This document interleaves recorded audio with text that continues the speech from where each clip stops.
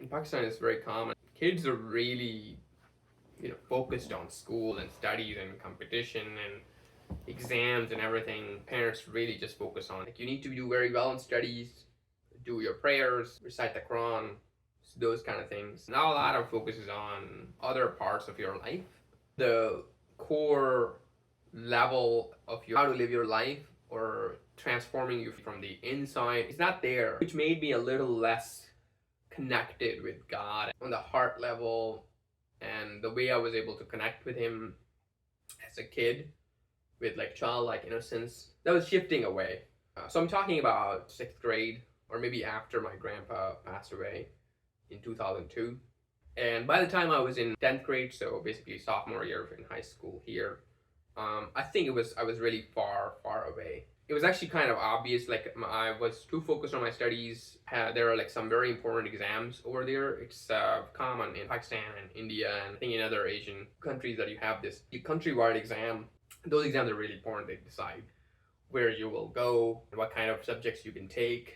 I didn't do great on the exam. I think I did fine, but I didn't do great. And I was so disappointed. I was almost depressed after I didn't do well in the exams. I couldn't go to the college that I wanted to go to. By the way, I should clarify, we call it college, but it's still like 11th and 12th grade. So I couldn't get into the one that I really wanted to.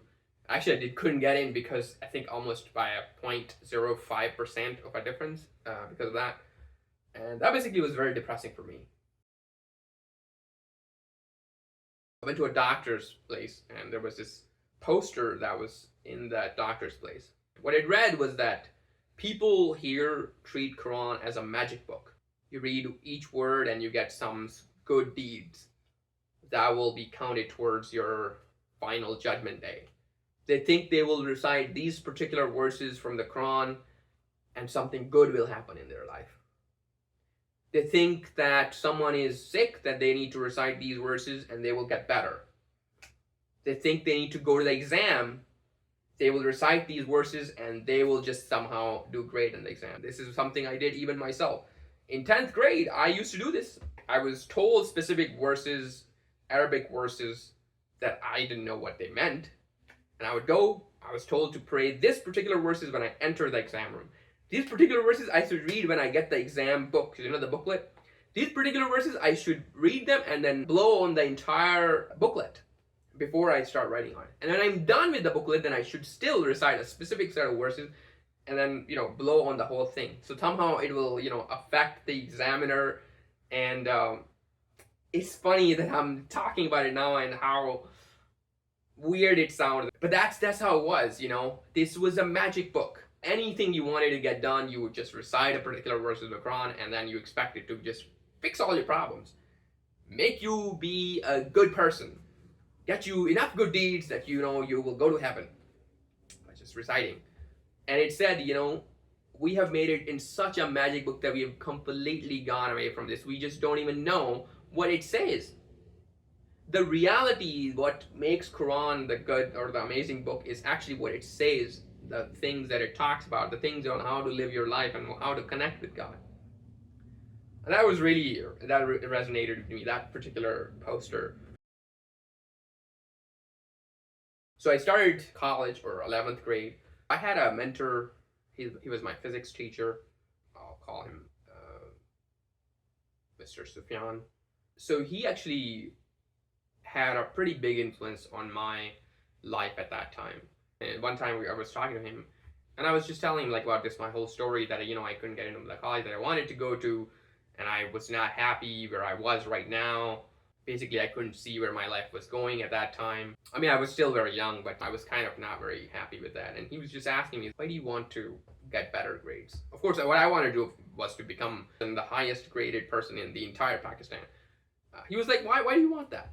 Like, what is the purpose behind all of this? Is the purpose for you to just get good grades? What are you going to do after? Go to a good undergrad university, so basically college in the US. And then what? Do probably very well there, get a good job, then what? Get married, get a house, get a car, then what? He's like, where is your purpose? It's not there. And I was kind of surprised by that, and I was like, you're right. I don't know why I was so interested in it. So that's when he was like, okay, you need to think about it, why you're doing this. Why do you want that? And you need to believe in God that, if He really wants you to have it, then you'll get it. And if not, then you need to be accepting of that. And I was just like, you know what? It's okay. I'm here where I am right now. It's fine. That's where God wants me to be. And it's a part of His plan. I'm going to accept that. And then, of course, we had a discussion afterwards, like, why would I want to get a higher grade and go to a higher quality college and stuff like that? And the purpose for me was I can be that influencing person in the society that can have an effect, that can lead people towards God. And I think that was it. That was my purpose. And I even started praying, God, if you want me to be on this purpose, if you want me to be on this way, then please help me. I am going to do my best work, and I'm going to leave it all in your hands. And whatever you do, I'm going to accept that. And I think that was it. That really had a strong impact on me, that particular conversation. And it changed my whole thinking and my connection with God. From there, we started to have more and more conversations. More conversations about the culture and the effect of culture on religion, and the things I was noticing already, that questions were unanswered. Things like going to the mosque and listening to the sermon where the imam, who is pointing to different parts of the history of Islam or about the Prophet's life that were many times not founded in concrete evidence or things found in the Quran. The more and more I thought about it, the more I saw it in my society, that the more I questioned about it, I just noticed that people were just accepting things from imams and stuff, and I was so surprised by it that no one ever questioned it. And it was so funny that even once I started questioning all of this, people were kind of not very happy with that. They were like, "What are you doing? You think you know better than that imam? You think you know better than this person, this great scholar, and this and that?" And I was like, I'm not trying to say they're wrong or anything. I'm simply saying, where are they getting this information from? That's it. And that's really made me think about, like, you know what? I'm just not going to accept anyone whenever they say something. I'm not just going to accept it. I need to do my own research about it. I need to think about that. I need to look into that. And of course, I had a discussion with my mentor about this also. And he was also saying that, yes, of course, you need to make a plan to actually read the Quran. All of it. And I need to read what it says. I need to learn about what it actually says rather than just reciting it. And then he was like, you also need to read the hadith, of course. That's a huge task because there's a lot of hadiths. These are much bigger books. But like, that's what you need to do. And unless you know that, you will never be able to tell if people are telling you the truth. The idea that I had learned that somehow I need to gather enough good deeds that I would somehow go to heaven because of that was starting to falter in my head a little bit. What I was learning was that on the judgment day, God would measure that on a scale. You have good deeds and bad deeds on one side, and if you have enough more good deeds, if your scale is heavier on the good deed side, you would go to heaven. And the ideology that I was taught from most of the people around me was that you pray 5 times a day, that will get you enough good deeds. You recite words of the Quran, it'll get you good deeds. I'm not saying that these are not true things from the hadiths. It's not like I didn't believe that those are, of course, like good things. It's just that those were not the core message. So that was starting to falter. My aunt, my dad's sister, who was more religious, and I used to talk to them, we were discussing about this very topic when I was a kid. And they were telling me this story. They were like, there was a woman in the Prophet's time who was a sinner. She was not a very good person in general. But one time passing by, she saw a dog that was dying of thirst.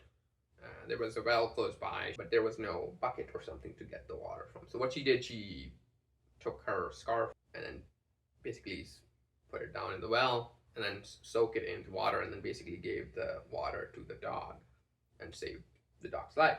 And when she goes to the judgment in front of God, he put her in heaven. And I was like, oh, really? Why? And they explained that for God, even one deed, that selfless deed of just doing it because of your belief in God, for just truly a good deed in its core self, that was it. That is what moved God to actually do that for the woman, even though she was a sinner and there were many more bad deeds she did.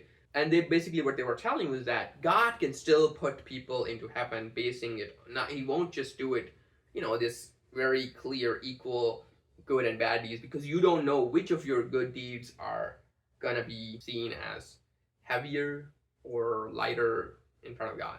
That's not a common idea that I'd seen. Even all the people, all my classmates, all my friends, they were also just focused on one thing, to get good grades, and that's it. There are a lot of shrines of different saints. One of the saints is actually right there in my city, very close to my home. It's one of the biggest shrines. What I noticed over there was very surprising. People would go and pray to that saint. People would go and bow down to the saint's tomb. People would go and give food in the name of the saint. Even go there and say things like, if you could just give me a son, I will give 100 pots of rice in your name. It's very common, and I think it still happens to this day. That was very surprising to me, because this is something we say in our prayer. The 5 times of prayer, we pray this particular verses from the Quran. It's the very first surah of the Quran. One of the verses in that surah it says, Iyyaka na'budu wa iyyaka nasta'in. It means we only worship you alone, and we ask for help from you alone. How can we keep saying that 5 times a day? Well, more than 5 times, because you say that many, many times in a single prayer itself.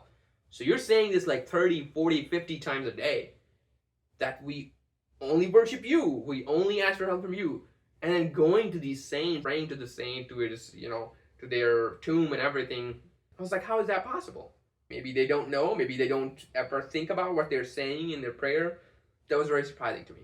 And what I wanted to connect with right now is that it was very similar to, in some ways, like the Pharisees that Jesus was dealing with in the Bible. They're following all these rules. They're following all of these structured rituals. But the core message was somehow not there. The core connection with God was somehow missing. And I'm not saying that everyone was like this. Of course, my mentor that I'm telling you about, he was much more focused on learning about the true core message. It was trying to connect with God. For me, that was like the turning point. To start to think more for myself, to start to read and start to think, what is truly this religion that I believe in? And just to kind of add into that, like I did go to college after that. In college, I actually still got, again, busier, and I got disconnected with my mentor after, because, he was in high school and I was not in college. So that was kind of like a stationary phase of my life where I had those concepts that I learned, and it had transformed a lot of my thinking in my life. Of course, I did make some friends that were more interested in learning the true messages of the Quran, and I was, of course, still focused on that, but I hadn't fully followed through on what I thought I'd be doing. It's just that I didn't go through with my study of the Quran for myself and the study of the Hadith for myself. I guess I got sucked into this competition and studying and all that.